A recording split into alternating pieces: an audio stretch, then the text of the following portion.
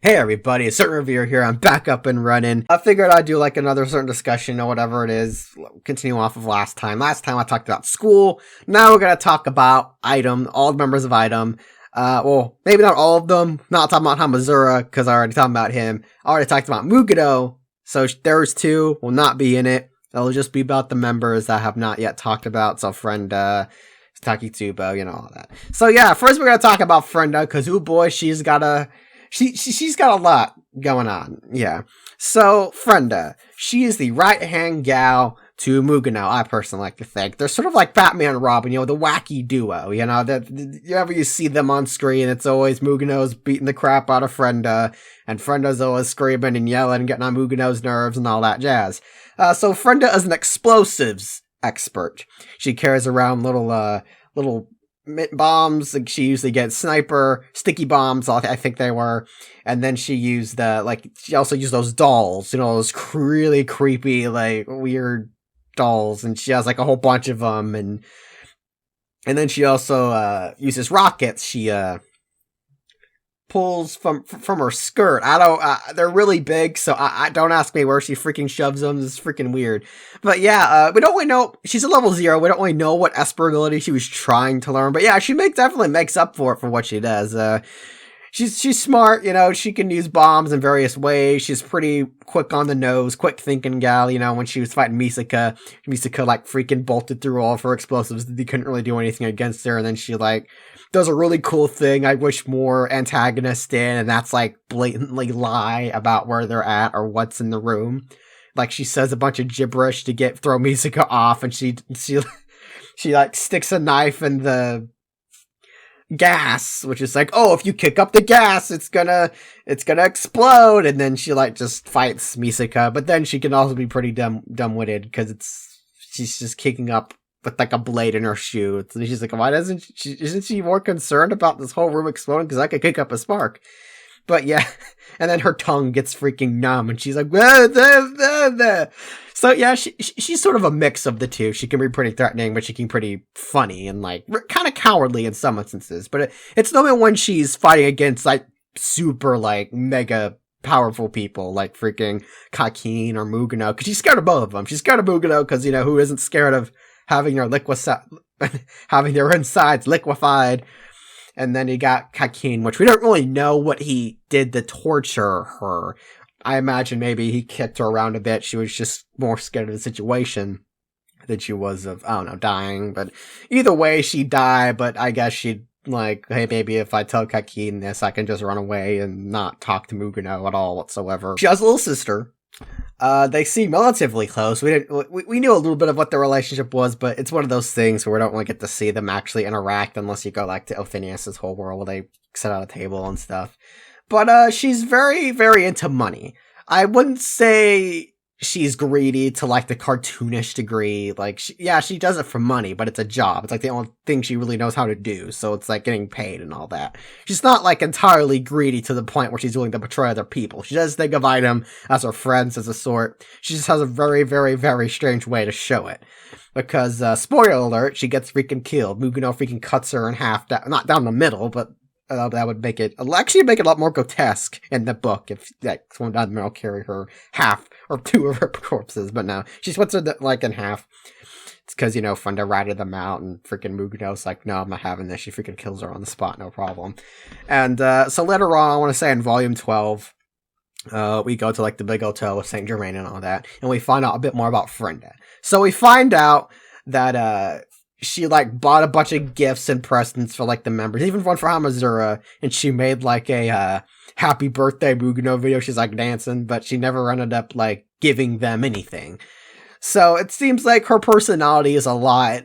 She doesn't want to mix her real life with her professional life. She bought the presents, but I guess maybe she was contemplating on when to give them to them, or what's the appropriate time, or if she even should.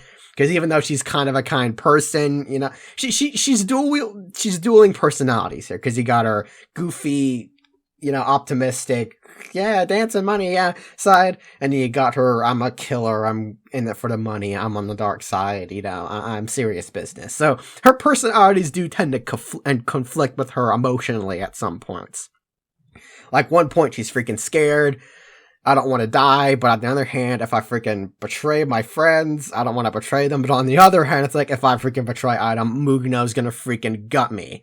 You know, it's a lot of conflicts there, and I honestly thought it was a little shame that she ended up dying before she really got into it. Her whole struggle, it seemed to be a bit.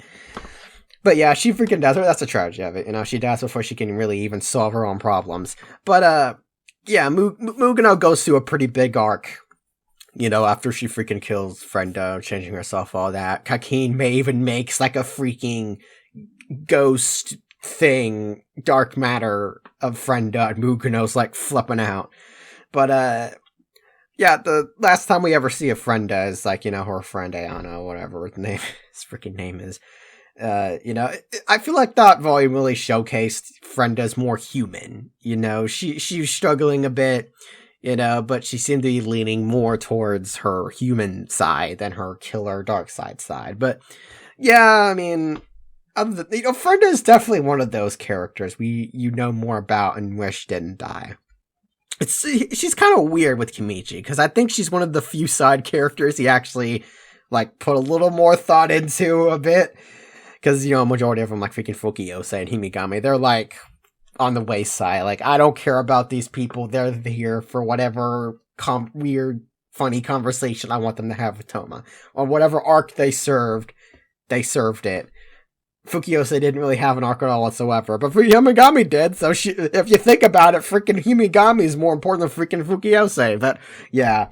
I feel like Kimichi, like, thought of Frenda later on, like, ooh, I can make it to where she had a hotel room and a bunch of gifts, and Hamazura's like, we shouldn't tell Mugano about all these gifts freaking Frenda got her, because it most likely, I don't think Mugano would freaking lose it and kill everybody. I think she would feel more sad that she did it. It would just remind her of it, but still, I appreciate Hamazura's input on that. I agree with that. The fight with Sniper was pretty cool. She shoved, like, explosives in her mouth and kicked her out the window and threw more explosives, but that didn't work because continuity.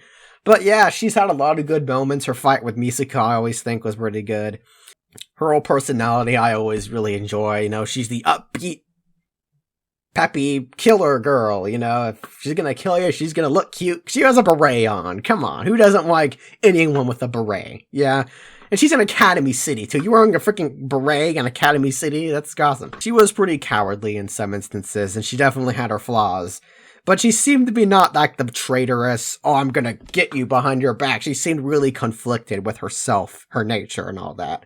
Whether I should be friendly, if I should be cowardly, but I don't want to do that because my friends, or Mugano will freaking kill me too, but there's that. But, like Frenda as an overall character I thought was really, really interesting, and it's a real shame she died. She could have totally got her own, like, spin-off series because of how cool she was and all that. So during the Sniper fight, she, like, tortures this freaking, well, tortures, but, like, I don't know, it's always stuck out to me. This whole thing where this guy's carrying, like, golf clubs, because I guess Academy City has a golf course somewhere. I mean, it makes sense.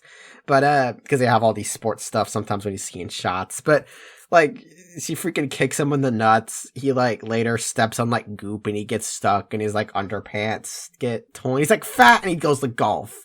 So I don't know if Kimichi has a thing against golf or fat people or both, but I don't know. It just felt like really unnecessary focusing on the man who was going golfing. So I don't know if that's like a thing Frenda has personally, the people that go golfing, because she seemed unnecessarily mean to that poor innocent bystander who was being blamed for the, I don't know. This is a weird scene that always stuck out to me.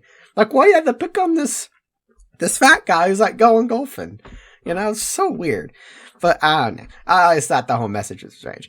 But yeah, she also makes friends with Satin, who they seem to have a pretty fun relationship. I wish we got a little bit more scenes with them, but sadly, Frenda never texts Satin back because she did, and Satin never knew. So that's pretty dark when you think about it.